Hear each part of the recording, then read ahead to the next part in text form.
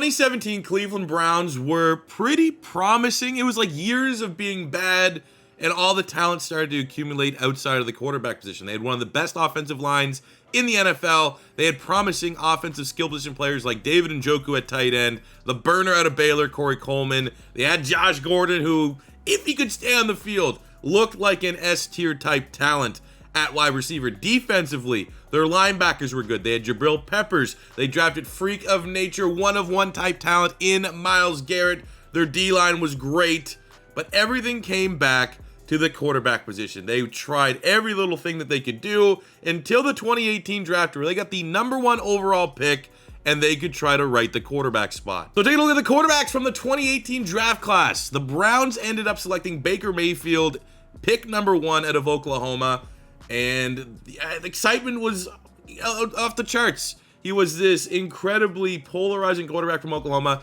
Talent was undeniable. Attitude was not cookie cutter franchise quarterback traditionally. You know, he was kind of rough around the edges, would kind of speak his mind. And I think that a lot of people would relate to that. A lot of people are like, this is a breath of fresh air from the era like the Tom Brady's.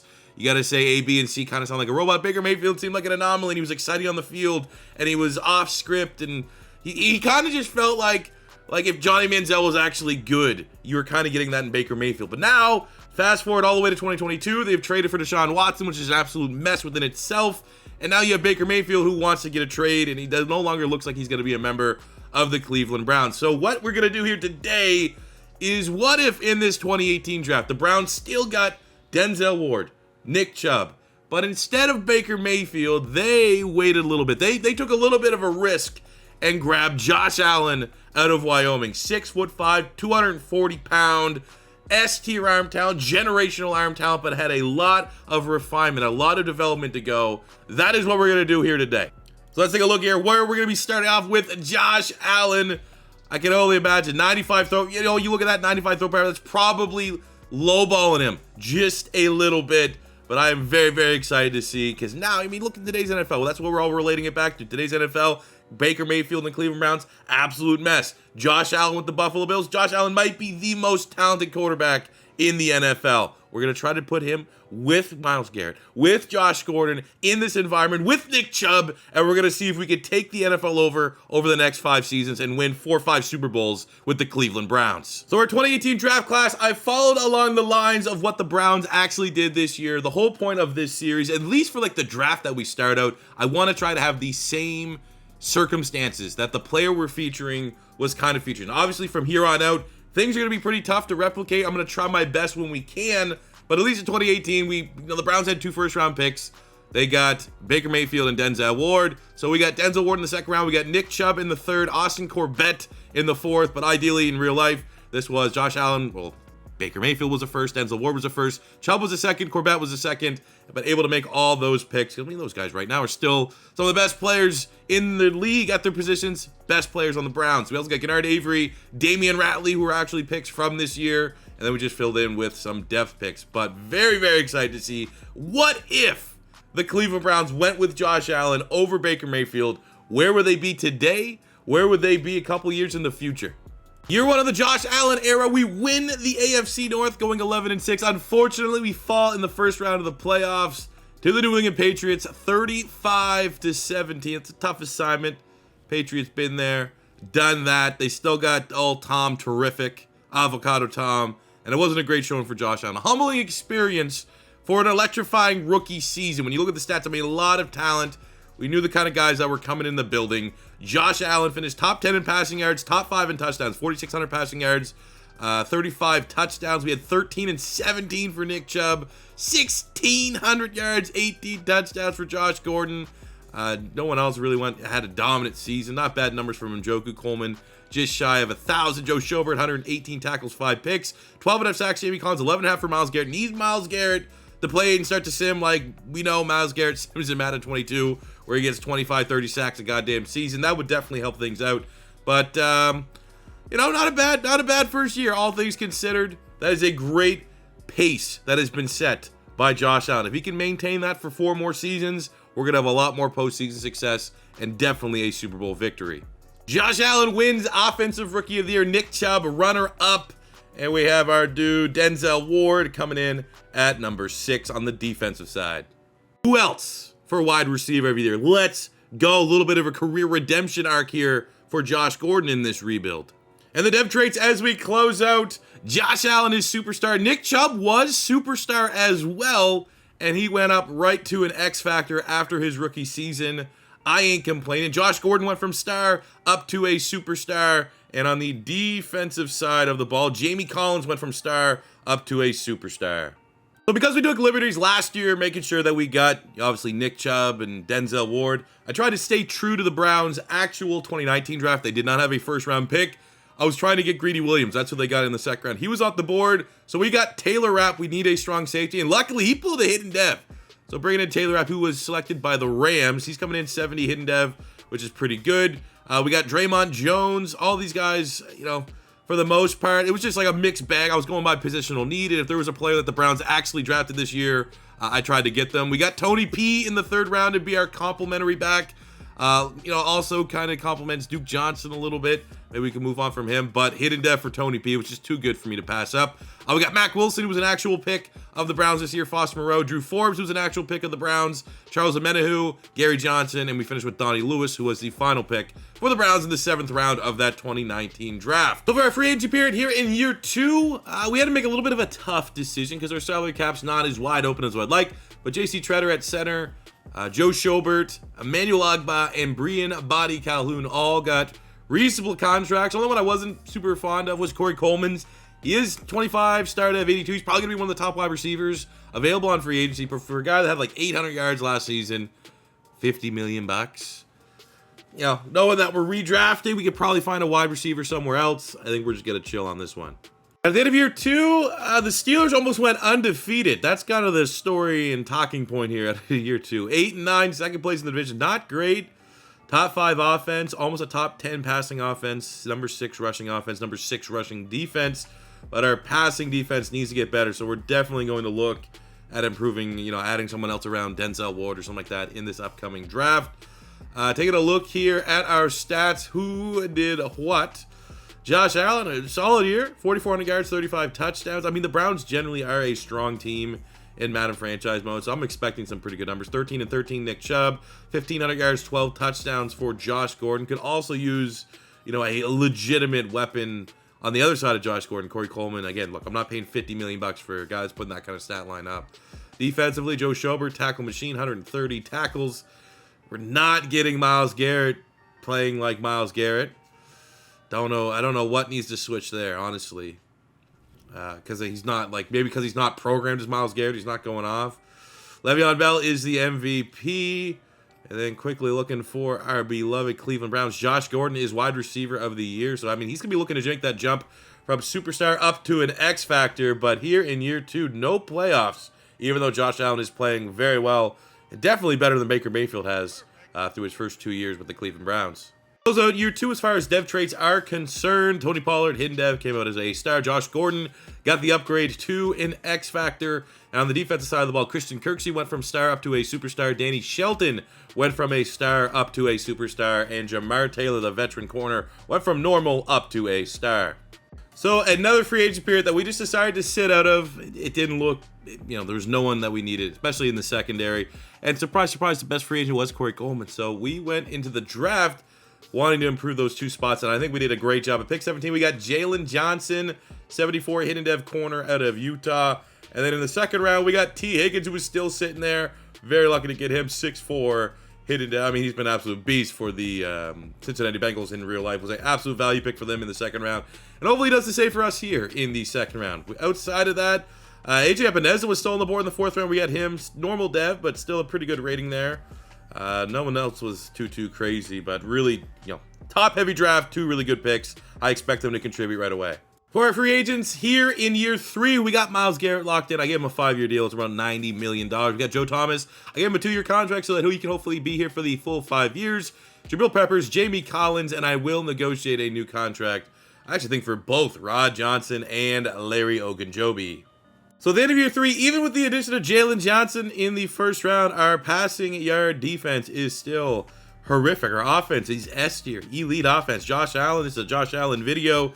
He is doing his job, but God damn, man. We got to just, again, got to go all in on the secondary here a little bit. Josh Allen was 9th in yards, but the most passing touchdowns in the league this year with 43. What a season. 13-11 Nick Chubb. We had 14-13 for the rookie T. Higgins. 1,200 yards, 13 touchdowns for Josh Gordon. Defensively, Joe Schobert leads the team in tackles again. Starting to get up there for Myles Garrett a little bit. 19 TFLs, 14.5 sacks, 3 picks, Denzel Ward. But we got to get better, man. You can't have the worst rated pass defense. You know what I'm saying? Matt Stafford's the MVP. Josh Allen coming in at number 3. Josh Allen is the quarterback of the year. T. Higgins, wide receiver of the year as a rookie.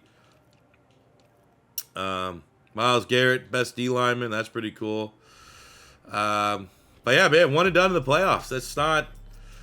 I think a big factor is our passing defense. So it's another year. We got to try to get better there. We got 2 more seasons to win a Super Bowl.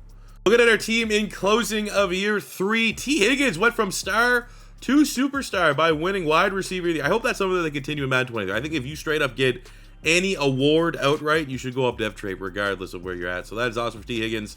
Superstar right there. Big time playmaker for Josh Allen going forward. Defensively, no devs, and Jalen Johnson was our hidden dev rookie, comes out as a star. We dipped our toes into free agency here. Maybe we just needed a fullback for the offense. You know, maybe that's the missing piece. I don't know. But then we also have Michael Davis, who I think's on the Chargers. He was the top corner available, superstar 81, only 26. So sure, throw that at the problem. Our draft recap as we gear up for year 4. We got Rondale Moore. We needed a slot wide receiver for the offense, so we grabbed him. I think he went in the 2nd round originally to the Cardinals. A little bit of a reach there, but I knew there was a solid player, and he is 73 with a hidden dev. Everyone else is normal dev, unfortunately, in this draft class, but we got the special teams unit here in the 6th round. Evan McPherson pulling a 77 overall, and we got Presley Harvin at punter with a 70. So a year 4 free agent period, this is always the big one because these are the guys you want for the full rebuild. We got Nick Chubb, Juszczyk. We're going to come back to the table with Danny Shelton. I'm not letting a 91 superstar D tackle walk. We got Njoku, Zeitler, Christian Kirksey, Josh Gordon, and Denzel Ward. So the kind of the benefit of being incredibly light in terms of spending in free agency so far in this rebuild is that when windows like this happen, where we have just an insane amount of talent that needs to get paid, we have no problem at all paying them. And then year 4, we somehow at 9-8. Are in the Super Bowl here against the Giants. We were 2nd place in the division behind the Pittsburgh Steelers. We beat the Steelers in the 1st round, 38-31. 2nd round, the cheat code Chiefs. They're not really the cheat code Chiefs that we know and love and hate and despise in Madden 20 franchise, so we're able to handle business there. And then a low-scoring close matchup, 17-14 over the Jags in the AFC Championship game. Both quarterbacks kind of played like shit, but it was still good enough for us to make the playoffs against the Giants, who, beat the 49ers, beat the Bucks, and the Bears. Low-scoring matchups as well. So maybe this is going to be a matchup the defense is going to dominate, and hopefully Myles Garrett is hungry and wants to get like 4 or 5 sacks. I'd love to get a Super Bowl victory here right now. We'll take a look at our stats. Again, this is only year 4, too, so if it doesn't, go our way, it's fine. And a little bit of a, good year.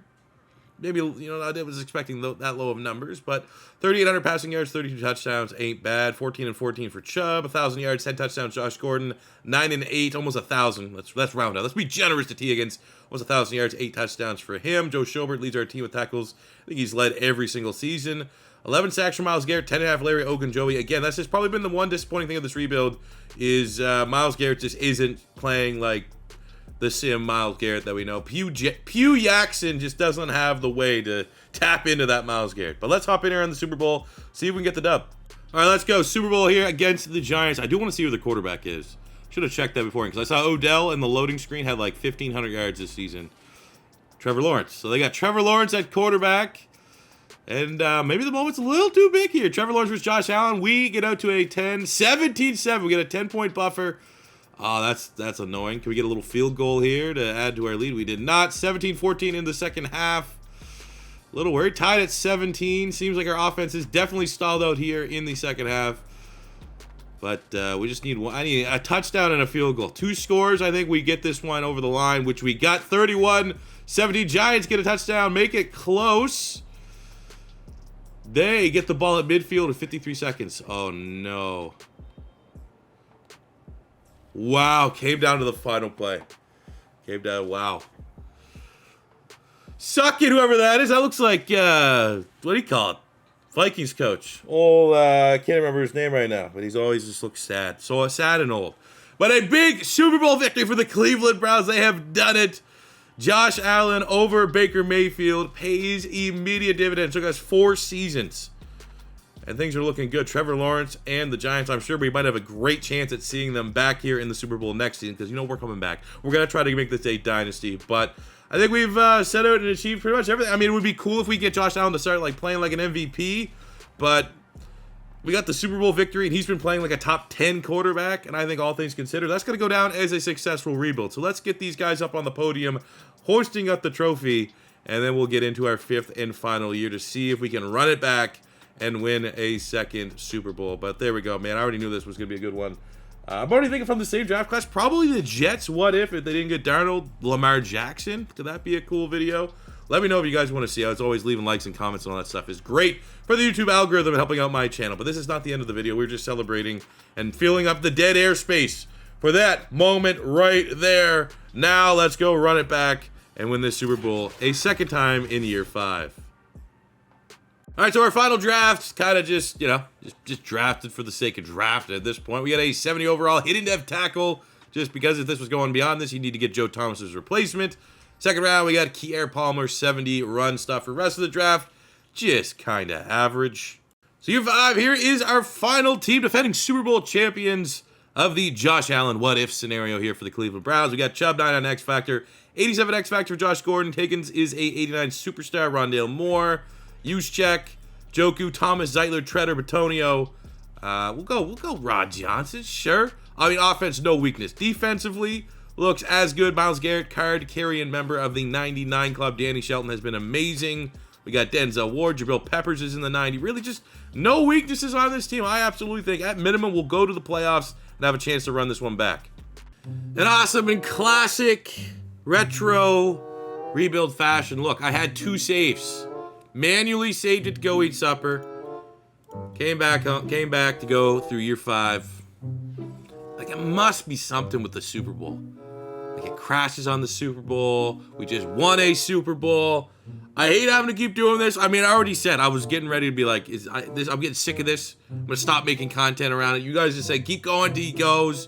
And then if it does go, that's how it ends. And at least this time, like the last time, I think literally the last retro rebuild we did crashed on the final year for the Jacksonville Jaguars. At least we're going out on a Super Bowl victory. But again, it's just, can't get mad. You know, it's the state of Madden franchise. Madden franchise is shambolic, especially on PC.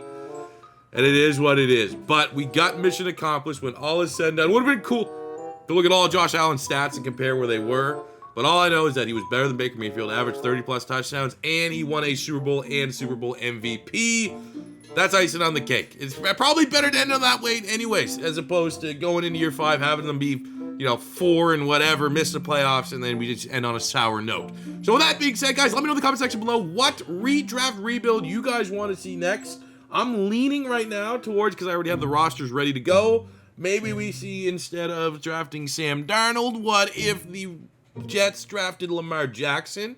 That could be cool. If you guys want to see that, let me know in the comment section below. Any other suggestions, feel free to keep on commenting. If it's your first time stopping by, don't be afraid to hit that subscribe button, and I'll see you guys on the next one. Thanks for watching, and peace out.